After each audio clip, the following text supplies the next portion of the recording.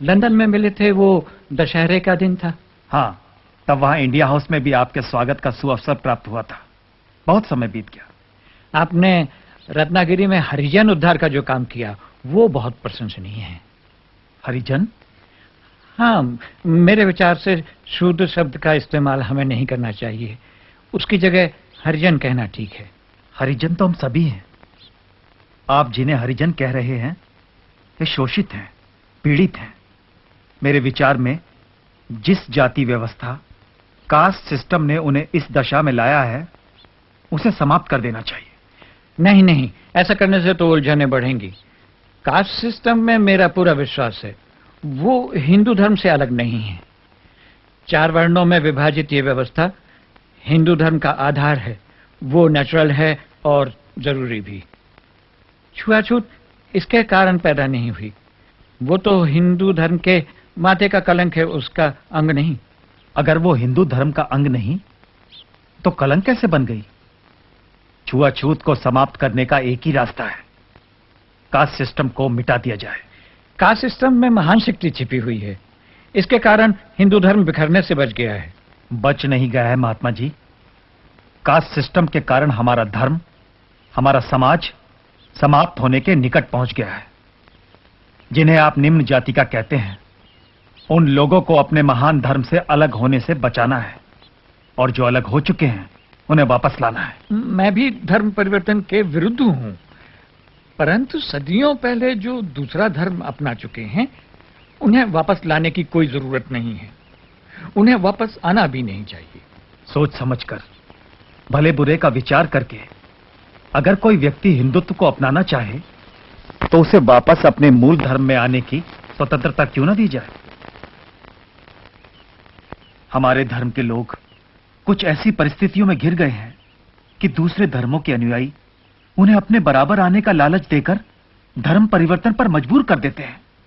इसीलिए मैं कहता हूं, जिन प्रथाओं ने हमारे बीच ऊंच नीच का भाव लाया है, अब उनका कोई उपयोग नहीं है। मैंने उनके पुतले जला दिए हैं। इस प्रकार तो हिंसा बढ़ेगी। यह हिंसा नहीं, संघर्ष है। संघर्ष और क्रांति से नई उपयोगी व्यवस्था का जन्म होगा। आप भी तो स्वतंत्रता प्राप्ति के लिए संघर्ष कर रहे हैं, क्या उसकी कोई सार्थकता नहीं? मेरा आग्रह इस बात पर है कि आजादी उचित और नैतिक साधनों से प्राप्त हो। लोग अहिंसा के मार्ग पर चलें। इतने विशाल देश को स्वाधीन कराना है। शत्रु भयंकर साधन संपन्न है। उसका सामना बिना हथियारों के कैसे संभव है? शत्रु के पास इतने ज्यादा हथियार हैं कि हम अपने थोड़े से हथियार लेकर उनके साथ बिल्कुल लड़ाई नहीं लड़ सकते। और फिर केवल इसी कारण मैं अहिंसा के मार्ग पर नहीं चल रहा। मेरा विश्वास है कि अहिंसा पूर्वक बर्ताव करने से हिंसक मनुष्य का हृदय परिवर्तन होगा। यदि एक गाल पर तमाचा खाने के बाद हम दूसरा गाल पेश करेंगे तो हमें दूसरे तमाचे के स्थान पर स्नेह मिलेगा। आपकी बात मनुष्यों के संबंध में सच हो सकती है, परंतु राक्षसों और पशुओं से ऐसी अपेक्षा नहीं की जा सकती। जिन हत्यारों ने जलियांवाला बाग में सैकड़ों निर्दोष निरपराध लोगों को गोलियों से भून डाला, उन्हें दूसरा अवसर नहीं दिया जा सकता। श्री कृष्ण को अंत में कंस और शिशुपाल का वध करना ही पड़ा। देश की रक्षा के लिए सेनाएं तो चाहिए। संपूर्ण अहिंसा का लक्ष्य असंभव है। महान लक्ष्य चाहे कितनी दूर हो, उसे सामने रख करके ही हम उसके निकट कहीं पहुंच सकते हैं।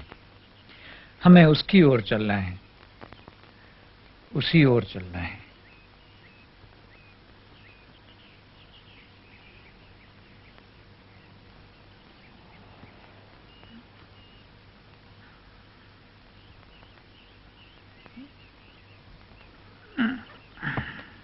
मुझे लगता है हम कई बातों में एक दूसरे से सहमत नहीं हैं, परंतु सावरकर, मुझे इतना अधिकार तो है कि अहिंसा का प्रयोग करूं।